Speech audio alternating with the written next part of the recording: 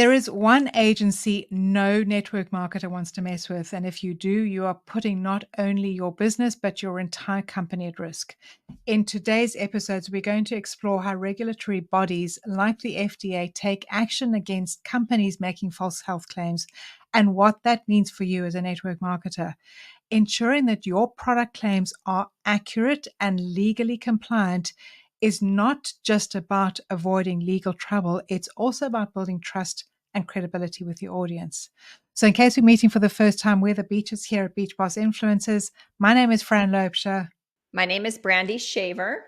And my name is Carrie Hyam. And here at BBI, we teach network marketers just like you how to grow a profitable network marketing business in less time using social media and automation and influence marketing. So don't forget to smash that subscribe button. I am going to encourage you to share this on your profile and tag us and share your biggest takeaway with us as well, when you have watched this on social media.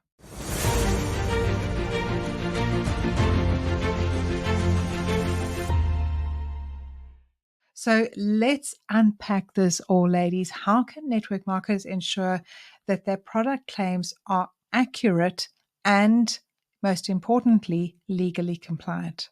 Well, first of all, let's talk about what the FDA regulates. So, the FDA is the Food and Drug Administration. It oversees the safety and efficiency of food, drugs, and dietary supplements, plus cosmetics. For network marketers, this means ensuring that health related products claims adhere to regulatory standards. The FDA strictly regulates health claims made about products. Claims suggesting that a product can diagnose, cure, mitigate, treat, or prevent any disease must be supported by substantial evidence and approved by the FDA. So, common violations for them: false health claims. Companies can face legal action if they make unsubstantial claims about the health benefits of their products. For example, suggesting that a dietary supplement can cure a disease without evidence is a violation. Misleading advertising is claims that are misleading or deceptive, even if not outright false, can also lead to FDA actions. This includes exaggerated testimonials or vague assertions about benefits. So, examples of FDA actions. So, some case studies are, there's been companies shut down for claiming it cures X, Y, and Z, right? I don't even want to say the company or what it does because I don't want them coming after us, right? So it's important to discuss consequences that you'll face and lessons that you'll learn from other people. For instance, there is a friend of mine that was in a company that was doing really well, and they started making claims about autism. And yes, it did help kids with autism. However, it didn't cure autism, right? But for some reason, that's what ended up happening, right? Is that people were claiming that these autistic kids were definitely not autistic anymore. Anyway, it was a big hoopla. FTC, FDA, all of the DSA, all of the numbers, all of the alphabet soup. All the alphabet came. All the alphabet decided to come in, right? And they actually shut down that company. I mean, it was over a case of years, but still, it's important for us to not even mess with these. And any product that is a supplement, like a natural supplement, is never going to be approved by the FDA. So making those claims is not a good idea. Yeah, and you know what? As a network marketer, like you are buying a piece of your company, right? Like the rights to go and to sell and make money off of those supplements or products. And your role, it's your legal responsibility to know, right? Like you don't have to wonder. We have the internet. Like if you wonder like what can and can't be said when it comes to the FDA, go to the FDA's website and educate yourself, right?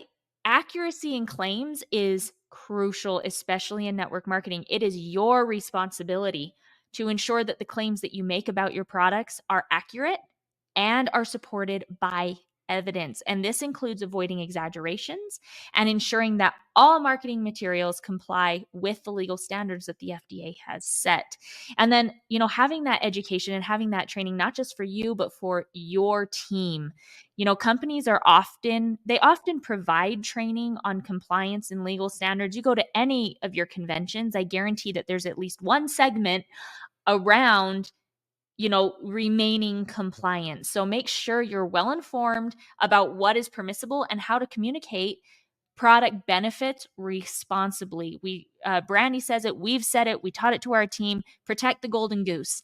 You don't want your company to come in and get shut down. And honestly, it just takes one or two people, making these claims that puts a target on the entire company's back.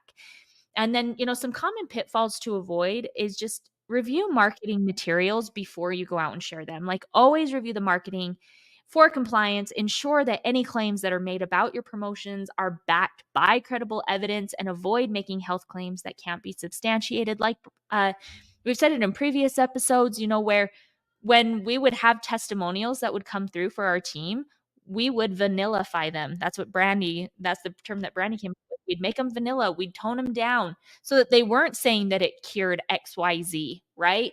Take any of those claims completely out.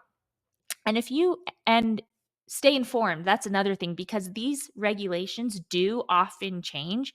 So staying informed about updates from the FDA and other regulatory bodies is crucial to keep your check safe. And then, when it comes to seeing other people not following compliance, it's actually your responsibility to report and address those issues. So if you notice within your network or with the products or your team or any of those people, and you've talked to them about it and they refuse to stop, report them to the company. You're protecting your company, you're protecting people's livelihoods at that point. And addressing these issues proactively can prevent larger legal problems from happening. And when it comes to like customer complaints, handle those customer complaints and concerns about product claims seriously, because misleading claims can lead to customer dissatisfaction and legal trouble. So, one way or another, if you're making these claims, you're going to have upset people, whether it be legal people or people that just want to, use your products. Yeah, absolutely. So building trust and credibility really comes from being accurate and honest about product claims. So when you're telling people, for instance, like my example of the, healing autism or whatever, first of all, it wasn't even studied, right? Like it would maybe happened in, maybe that kid had a uptick in his, whatever, communication or whatever, right? But have you guys ever played the game where you sit around in a circle and somebody says something and then they say it to each other, and by the time it comes around, it doesn't even sound like what you said to begin with? Chinese Mhm. whispers. Yeah, like that's what basically is happening with these claims. Now, somebody might have just said, you know what, I noticed since my son who is autistic is using this product, he is more communicative. Well, someone else could have said, oh my gosh, did you know that Jenny's son that's autistic started using this product and now all of a sudden he can talk when he couldn't talk before? And then the next person says, oh my gosh, did you know that Jenny's son who's autistic took this product and now he's like cured, right? I mean, you can see how this happens, right? Even though maybe they were trying to not be create a problem, it could just happen. So accurate and honest product claims help build trust and credibility with your customers. When customers know they can rely on your products and the claims that you've made, they are more likely to become repeat buyers and advocates. Because how many times have you gotten a product that your friend was like, oh my gosh, this is the most amazing thing ever. I lost like 12 pounds in 7 days and, I didn't change my diet or anything. And you take it and nothing happens, right? Like you're like, what the crap, right? So it's important that when you make the claims that, you say, this is what happened for me. It would probably be worth a try to see if it helps you. But, I'm not promising you're going to drop 12 pounds in 7.5 days, right? Like that, you can't say stuff like that. So long-term success is ensuring compliance not only avoids those legal issues, but also contributes to the long-term success of your network marketing business. And your reputation for honesty and integrity is invaluable. And once you F that up, it's really hard to get it back. So if you're the person telling everybody it heals the C word, and 10 people take it that have the C word and none of them have any help, then here we are. They know you're a liar and you just lied to them to get a sale, and that's not going to work. You're never going to be able to build a business like that. So best practices for network marketers: number one, be transparent about your products, can and cannot do. Okay. If you're not clear on where to find this information, call your company. They have a compliance department. They probably have literature that you could study up on.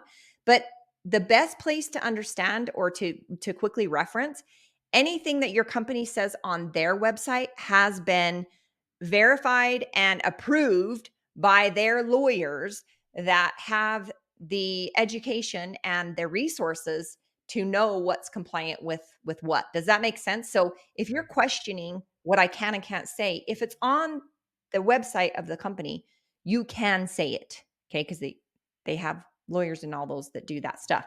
And then provide educational content that helps customers understand the science behind your products. Okay, this could be a simple video. Now, again, I don't expect you to talk about the acai berry or the spider venom that's in the serum or whatever, whatever. But have your customers understand the science behind your products if they want to know more. This can enhance the credibility and support accurate claims. And then compliance culture: foster a culture of compliance within your team. No joke, every meeting would talk about compliance. No joke. Every freaking meeting. Because you know what? If our team is out there saying stuff that's not true, guess whose check's in jeopardy? It's mine. It's my responsibility to educate my team and to educate them on how to do things the right way. Encourage ethical practices and ensure everyone understands the importance of adhering to the regulatory standards. Always protect the golden goose, because if the company goes away because you run in your mouth about curing the C word, then you've just shut down hundreds of thousands of people's livelihood. They've built that business maybe even for years, right? So definitely don't be that person. So, if you would like to learn how to attract your perfect prospects and your dream team without walking the line of compliance issues, then go ahead and click the link in the comments and grab our social recruiting secrets. And don't forget to join our free community with over 30,000 network marketers just like you to discover the secrets to grow your business using social media and automation.